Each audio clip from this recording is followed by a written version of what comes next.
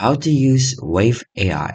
So Wava AI is a tool that helps users create viral videos using AI, focusing on content creation for social media platforms. It simplifies the process by offering customizable templates and AI-powered features like automatic captioning and voiceovers.